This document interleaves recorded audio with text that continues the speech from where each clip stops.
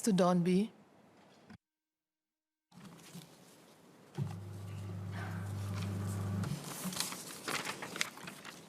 Madam Deputy Speaker, I declare that I'm working with a Singaporean bank, but I'm not performing compliance nor revenue-generating function.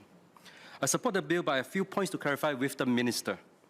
With this new bill, override the regulations stated in the Banking Secrecy Act and the Personal Data Protection Act so that these 6 banks can share information with one another.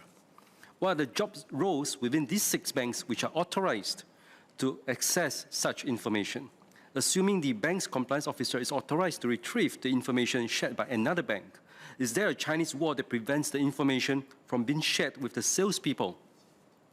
How does MAS prevent these banks from abusing the information obtained from their competitors?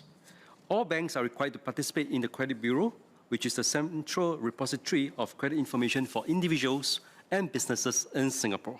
It collects and maintains credit-related data, such as credit accounts, repayment records, and bankruptcy information from all banks that are licensed by the MAS.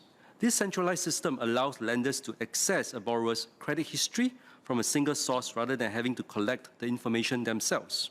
This helps to reduce the risk of lending and makes the lending process more efficient.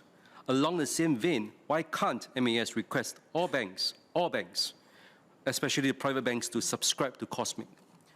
Will people with ill intent not bank with the other financial institutions which do not subscribe to Cosmic so as to circumvent detection? How are the thresholds being determined, and what are the red flags and transactions that will be flagged? Many international trade transactions are settled in US dollars, and bulk of US dollars remittances are cleared through US banks like JP Morgan, Wells Fargo, and Bank of New York. I urge MAS to include Singapore branches of the above-mentioned US banks to participate in the Cosmic.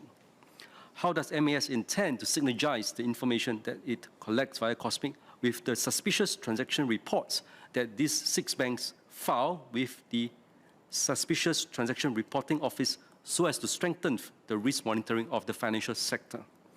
Will the enhanced intelligence be shared with other government agencies such as the Singapore Police Force and the Attorney General Chambers to investigate and prosecute money laundering and terrorism financing cases? How much does it cost to set up Cosmic? And is MAS funding the development of this system? Do the participating banks need to pay subscription fee or transaction fee?